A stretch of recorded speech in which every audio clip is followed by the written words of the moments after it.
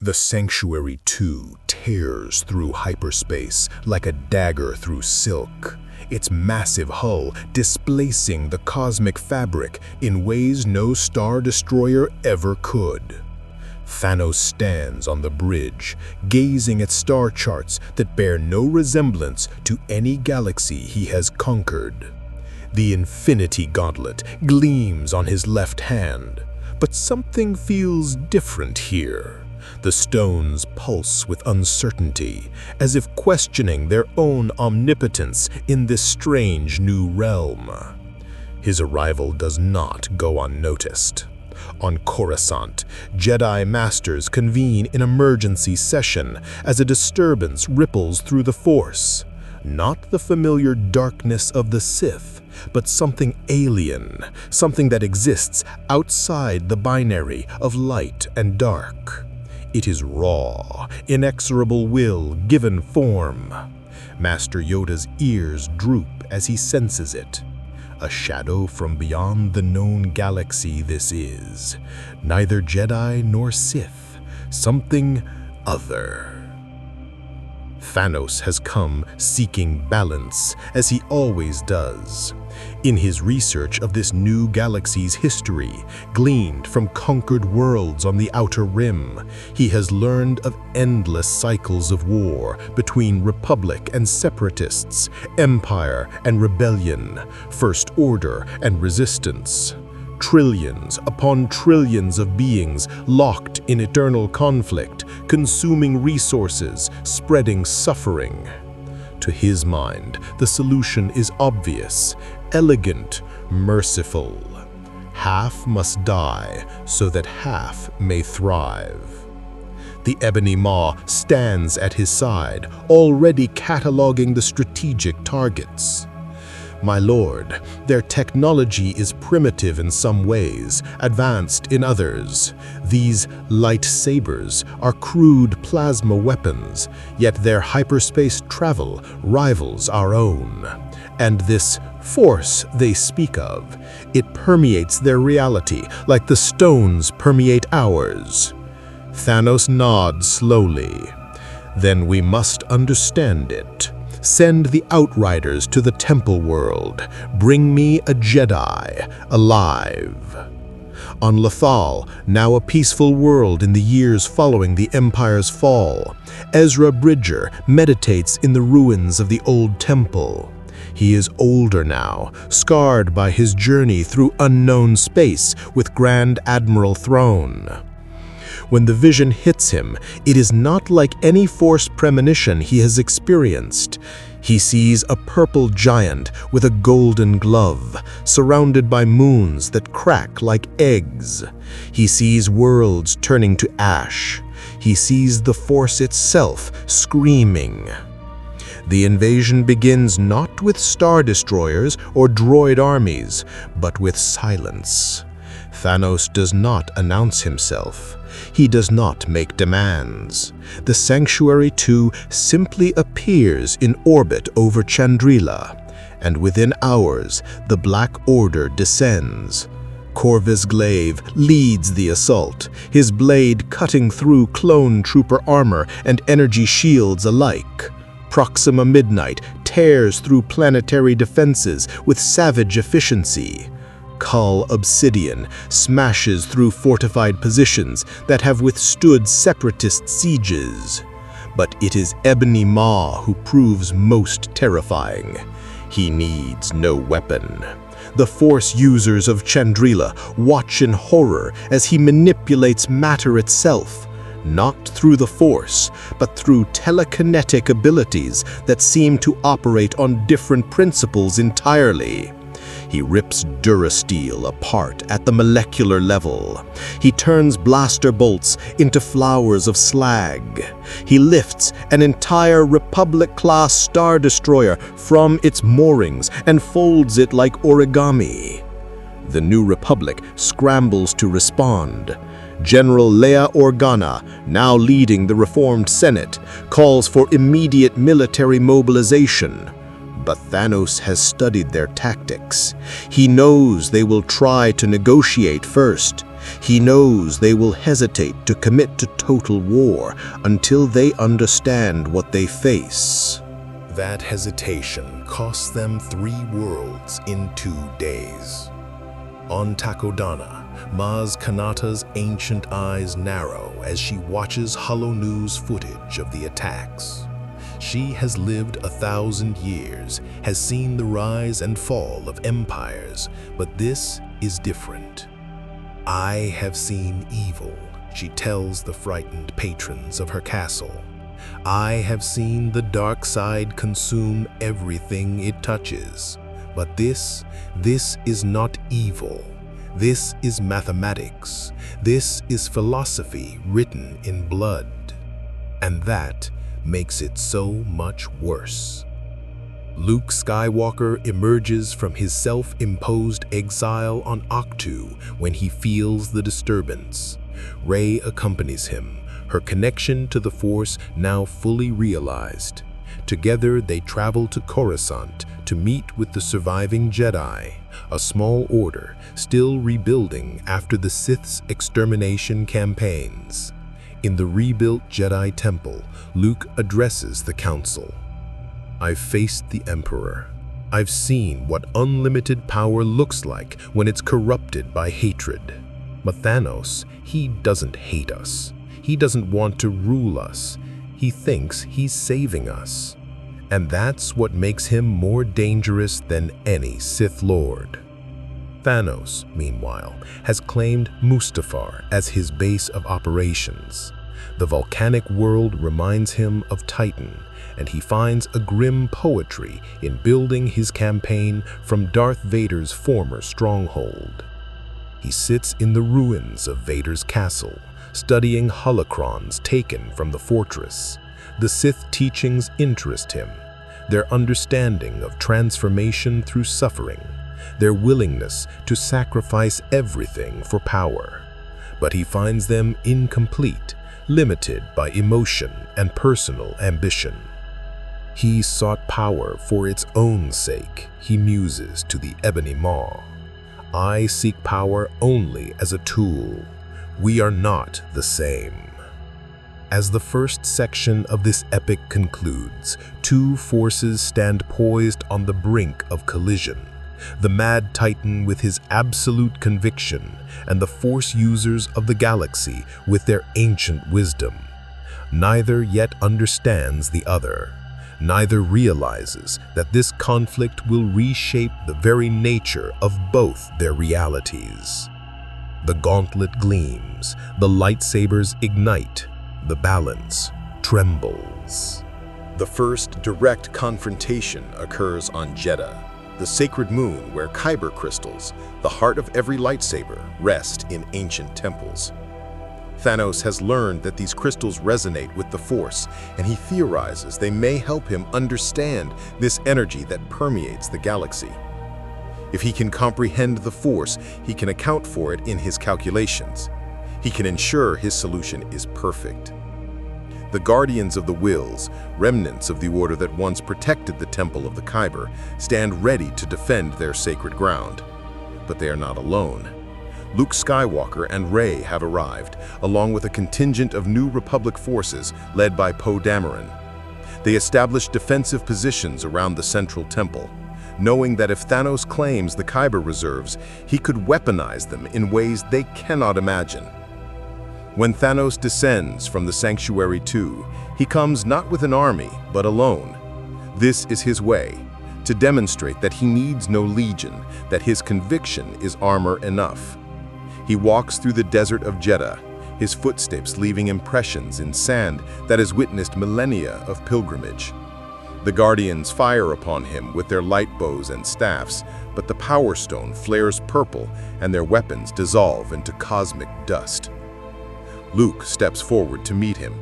The legendary Jedi Master who redeemed Darth Vader and defeated the Emperor stands before this new threat with his green lightsaber ignited.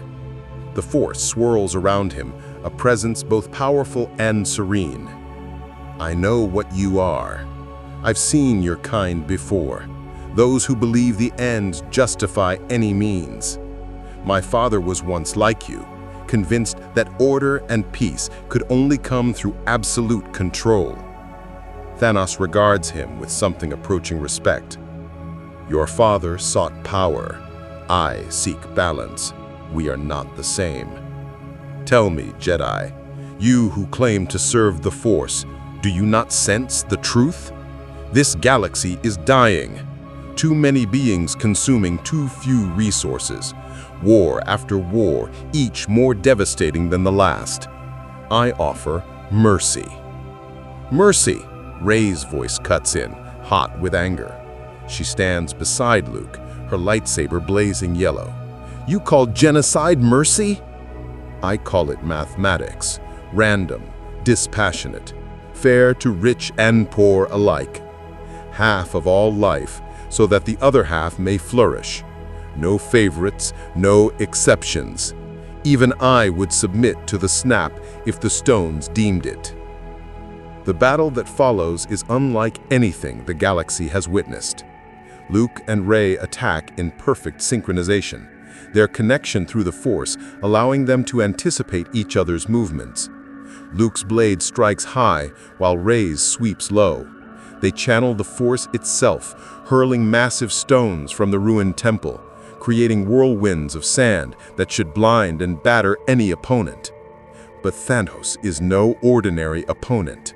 The Reality Stone bends their attacks into illusions. The Space Stone allows him to step between their strikes, appearing behind them, beside them, above them.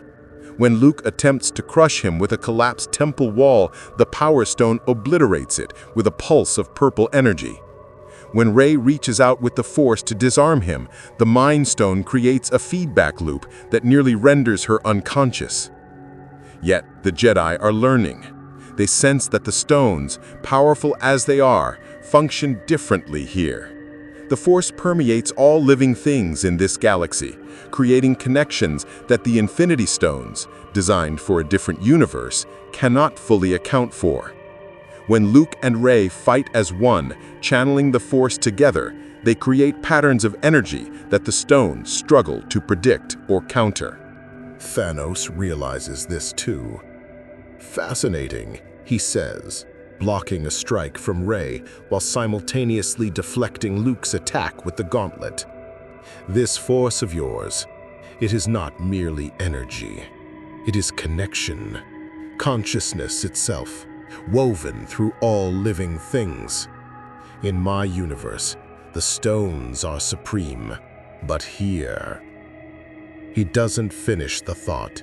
Instead, he activates the Space Stone fully, teleporting away from the immediate battle to the temple's inner sanctum. There, surrounded by pillars of kyber crystal, he reaches out to touch the nearest formation.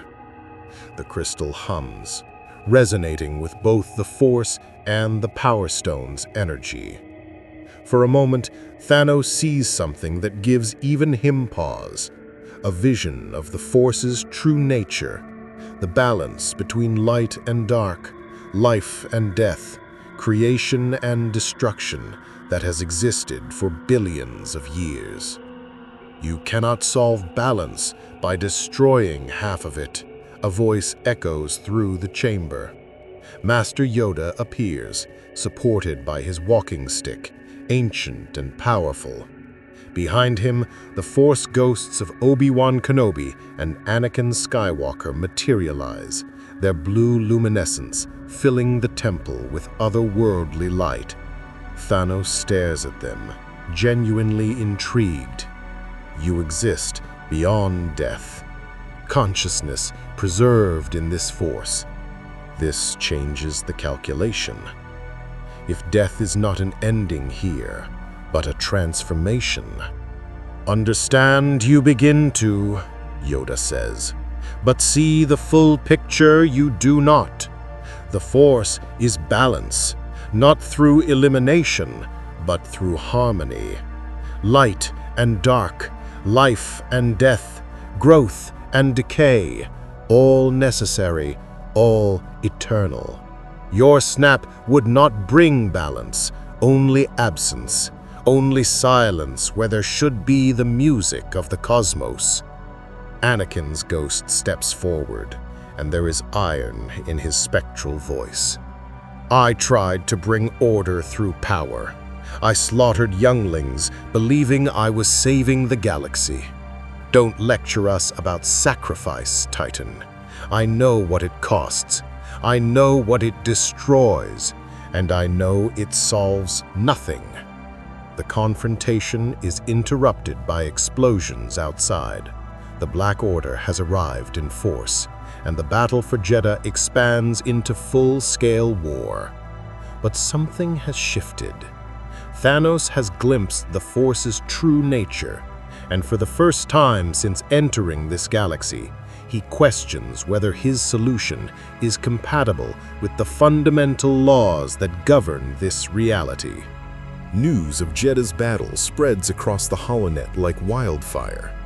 The New Republic faces an enemy unlike any in recorded history, one who cannot be negotiated with, who represents no faction or ideology that can be compromised with. General Leia Organa makes the decision that will define this conflict.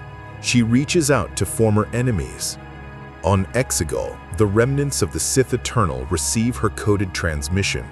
The Final Order's fleet, diminished but still formidable, represents firepower the Republic desperately needs.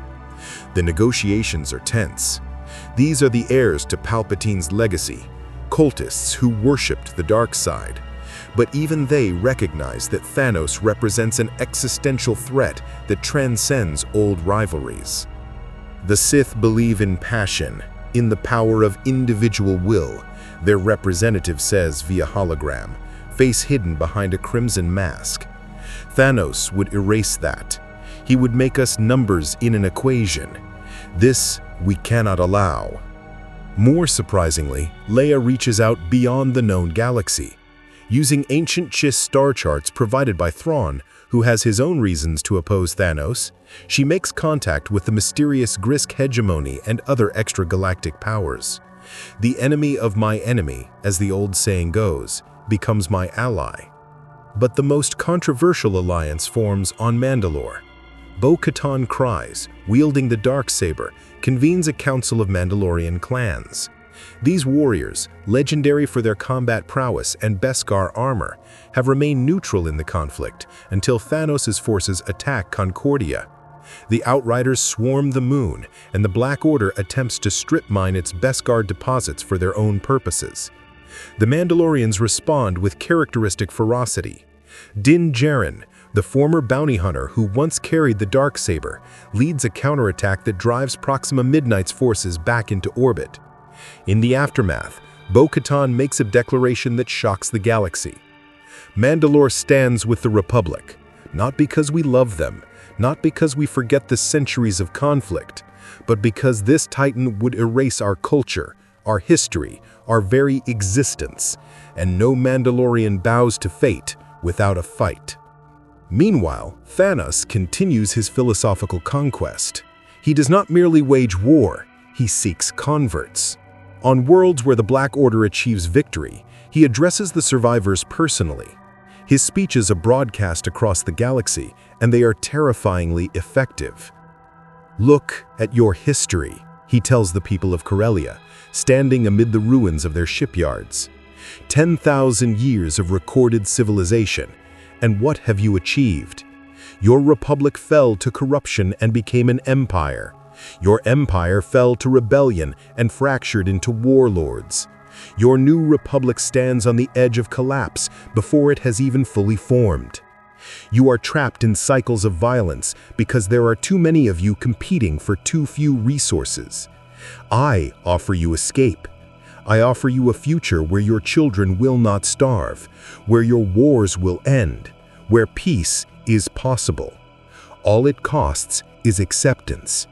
Acceptance that half must be sacrificed so that all may be saved. Some worlds listen. On Ryloth, the Twi'lek population, exhausted by generations of slavery and exploitation, holds a referendum. 38% vote to submit to Thanos voluntarily. The vote fails, but the fact that it was close sends shockwaves through the Republic. The Mad Titan is not merely a military threat. He is an ideological one. The Jedi Council convenes an emergency session. Luke, Rey, and the other Masters debate their response. Some argue for a direct assault on Mustafar, to strike at Thanos before he can consolidate his hold on the galaxy. Others counsel patience, believing they must understand the Infinity Stones before they can defeat them. It is Ahsoka Tano, emerging from her own wanderings in the unknown regions, who proposes the most radical solution. "The Force shows me visions," she tells the Council. "Thanos wields power from beyond our reality, but he does not understand the Force. What if we showed him? Not through combat, but through experience. What if we made him feel the connections he would sever?" The proposal is controversial. Yoda's Force Ghost supports it. Fear and hatred, the dark side are. But ignorance is something else. If understand he can, if feel he can what he would destroy, change his mind it might. Luke is skeptical, but willing to try. We need time anyway, time to gather our allies, to understand the stones, to prepare for the final confrontation. If Ahsoka can delay Thanos, give him reason to question his path, it's worth attempting. The plan is set in motion. Ahsoka will seek an audience with Thanos, not as an enemy, but as a philosopher. She will attempt what no one else has dared, to debate the Mad Titan on his own terms, to challenge his assumptions using the wisdom of the Force. But while the Jedi prepare their philosophical gambit, the military situation deteriorates. The Black Order captures Naboo, and Thanos claims Queen Amidala's palace as a secondary base. He sits on her throne, the same throne young Padme once occupied, and studies the art and architecture.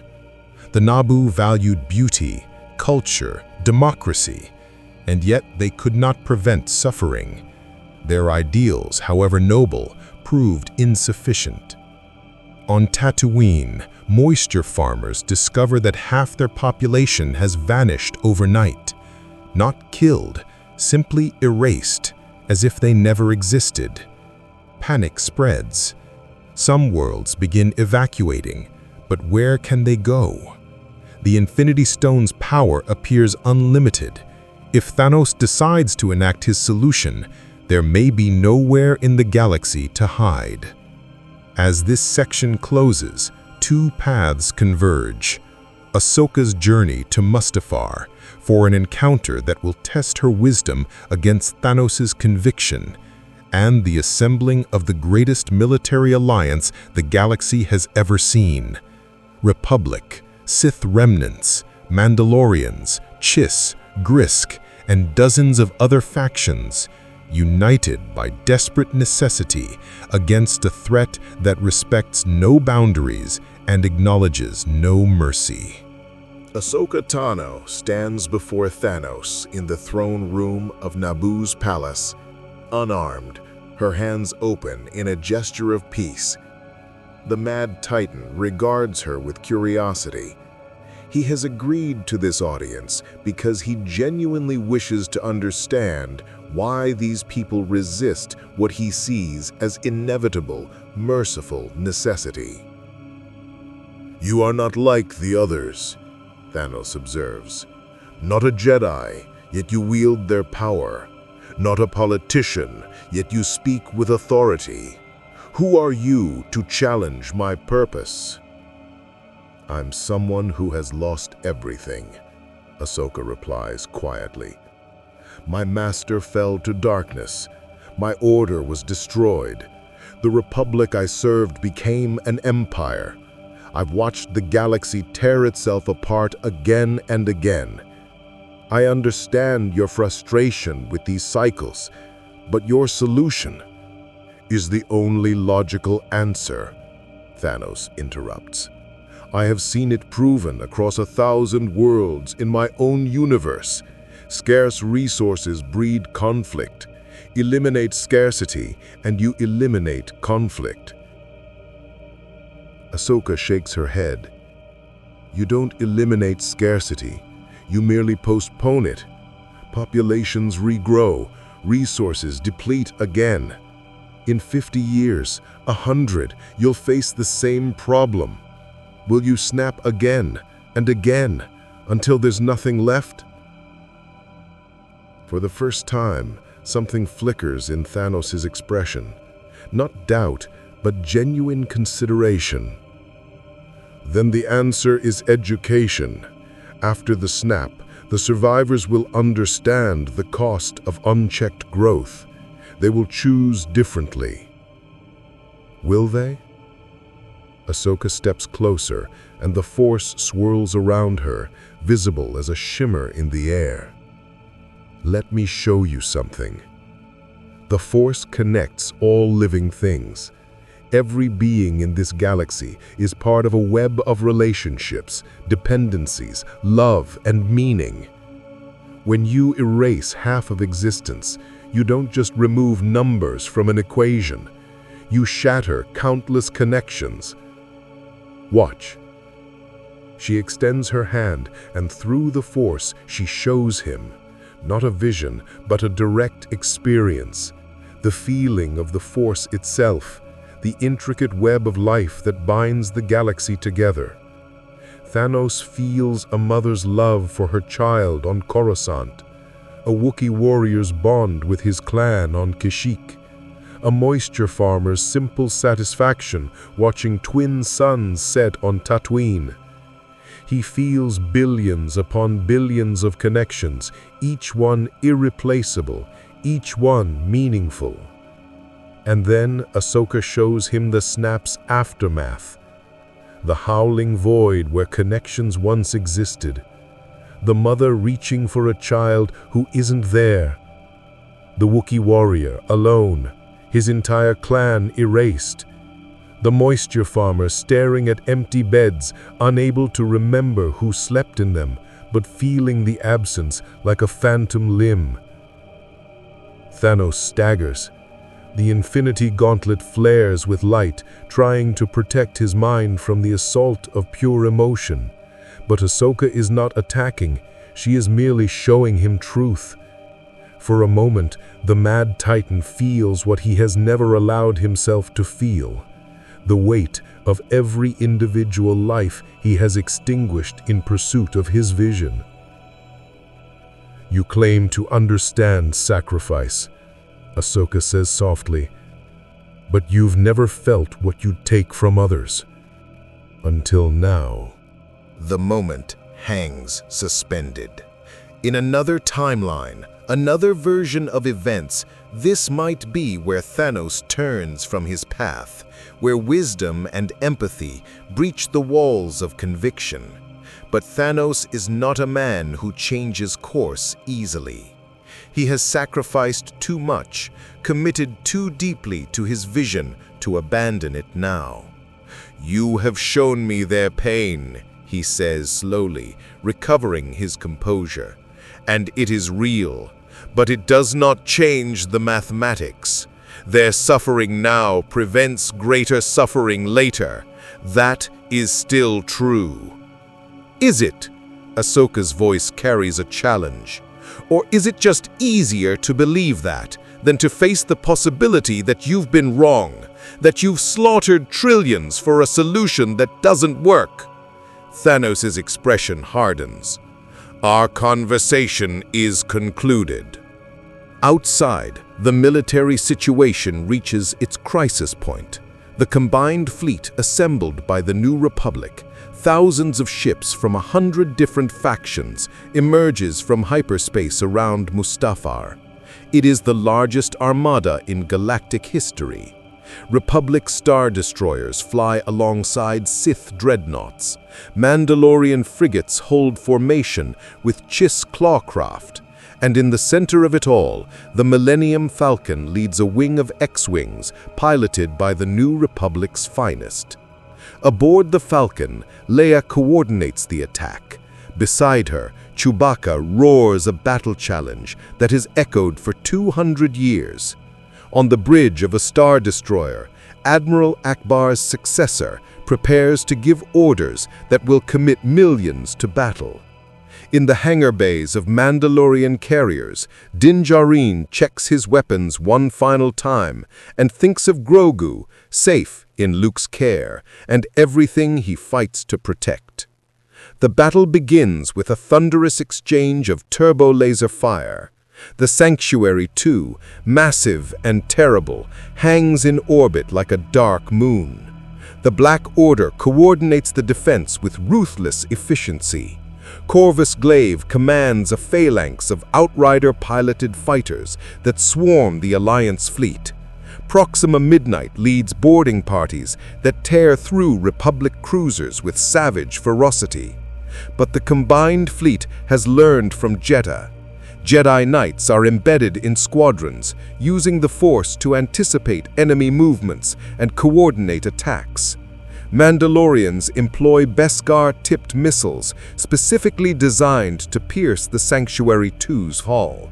Sith cultists channel the dark side into devastating force storms that ravage Thanos' smaller vessels. The space battle rages for hours. Ships burn and die. Heroes fall. Poe Dameron's X-Wing takes a direct hit, and only his exceptional piloting saves him. A Star Destroyer crewed entirely by Wookiees rams an Outrider carrier, sacrificing themselves to open a hole in the defensive line. Through it all, Thanos watches from Mustafar's surface. He does not flee. He does not waver. When the time is right, when enough ships have committed to the battle, he raises the Infinity Gauntlet and activates the Space Stone. The entire Sanctuary II teleports directly into the center of the Alliance fleet. The battle transforms from a military engagement into something mythic. A clash not just of armies, but of philosophies, of realities themselves bending under the strain of impossible powers colliding. Thanos moves through the space battle like a god, the Infinity Gauntlet making him virtually untouchable. When fighters strafe him, the Reality Stone turns their weapons into flower petals. When capital ships target him with ion cannons, the Power Stone absorbs the energy and redirects it tenfold. But the Force users of the galaxy are not powerless. Luke Skywalker, meditating aboard a Republic cruiser, projects his consciousness across the battlefield. He cannot match the stone's raw power, but he can coordinate, can bind the Alliance's Force sensitives into a unified whole. Through their connection, they create a web of awareness that allows the fleet to anticipate Thanos' attacks, to dodge blows that should be unavoidable. Rey, piloting her own modified X-Wing, feels Luke's presence guiding her. She weaves through enemy fire with impossible precision, trusting the Force completely. When she makes her attack run on the Sanctuary II's main reactor, it is not skill or luck that guides her photon torpedoes through the defensive turrets. It is destiny, the will of the Force itself, asserting that this battle is not yet lost. The Sanctuary II shudders as its power core destabilizes. The Black Order begins evacuating to smaller craft, but Thanos remains calm. This is merely metal and machinery. What matters is his purpose, his will, and the Infinity Stones that make that will reality.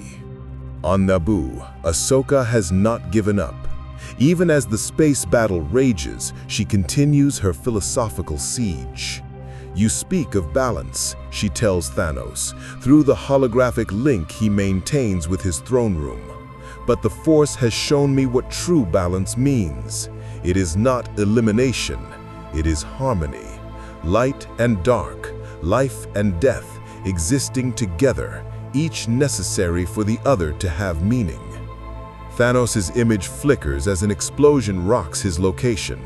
Poetic, but insufficient. Harmony requires sustainable populations. Your galaxy has proven incapable of achieving that on its own. Because we're meant to struggle, Ahsoka counters. Growth comes from challenge. Wisdom comes from failure. You would rob the galaxy of its chance to evolve naturally, to learn, to become better through its own efforts rather than through imposed trauma. I offered Gamora the same arguments, Thanos says quietly, and for the first time, real emotion cracks his voice. She died hating me for my choice, but her death purchased the Soul Stone. Without it, I could not have achieved balance. Even my own daughter, especially my own daughter, could not be exempt from the cost.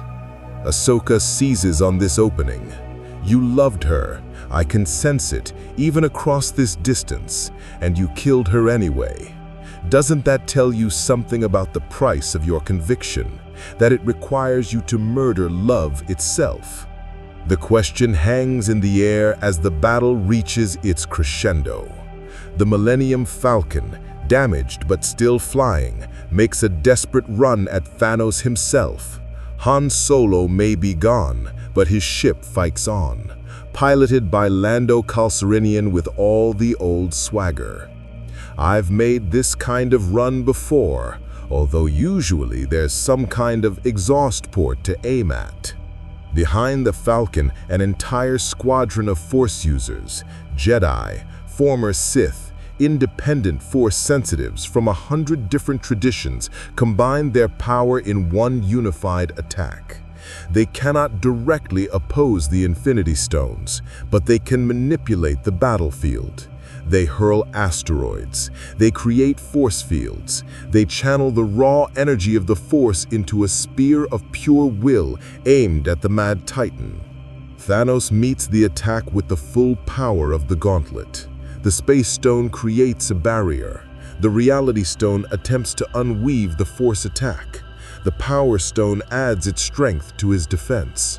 For a moment, the two forces, the Infinity Stones from one universe and the Force from another, clash in a collision that rips holes in the fabric of space-time itself. In that moment of cosmic chaos, Master Yoda's voice echoes across the Force, reaching every Jedi, every Force sensitive, every living being connected to the great web of life. The strength to oppose him we have, but the wisdom to change him, that we lack. Judge him harshly we must not, pity him instead. For chosen he has a path that allows no love, no connection, no peace. Even in victory, he has already lost everything that makes existence worthwhile. The words reach Thanos through Ahsoka's connection, and for one brief, crystalline moment, the Mad Titan understands. He has pursued balance so relentlessly that he has become unbalanced himself. He has sought to end suffering by causing unimaginable suffering. He has tried to preserve life by dealing death. The contradiction that Ahsoka has been trying to show him finally, fully crystallizes in his mind. But understanding is not the same as surrender. Thanos is too committed, has sacrificed too much to turn back now. With a roar that echoes across the battlefield, he raises the Infinity Gauntlet and begins to close his fist. The stones glow with terrible intensity. He will end this. He will snap. He will bring his vision of balance to this galaxy, no matter the cost. And then, from across space and time, a small green hand emerges from a portal. Grogu, the child Din Djarin saved, the youngling Luke has been training, appears floating in a bubble of Force energy. He's tiny, impossibly vulnerable, and yet he reaches toward Thanos with complete trust, complete innocence. The Mad Titan's finger hesitates on the cusp of the snap. The battle does not end with a bang, but with a question mark, a moment frozen in possibility, where the fate of two realities hangs on the choice of a single being who has come to embody absolute conviction, meeting absolute doubt. Grogu's presence changes the equation in ways Thanos did not anticipate.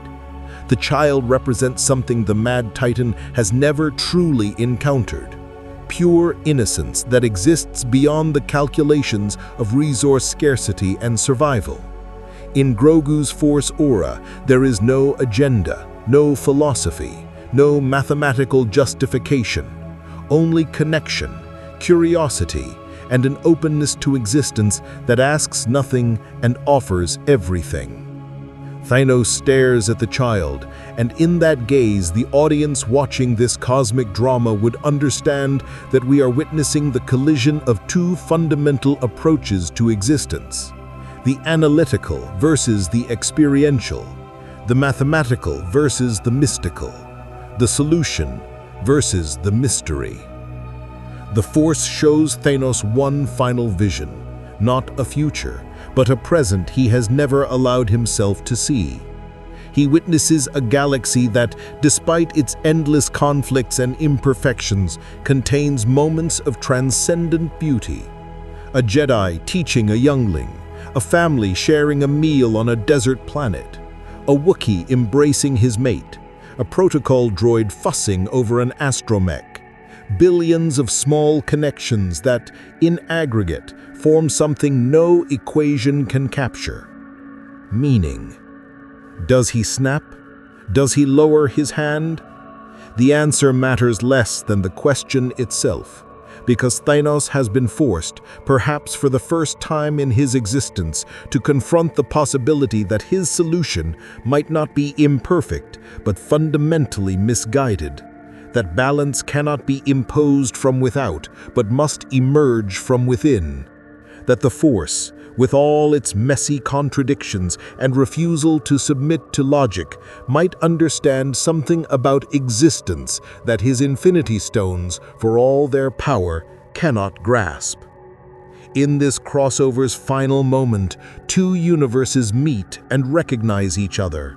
One that believes in absolute power and perfect solutions, and one that believes in the Force's mysterious, uncontrollable, infinitely complex web of connection that makes life worth living, even in the midst of suffering.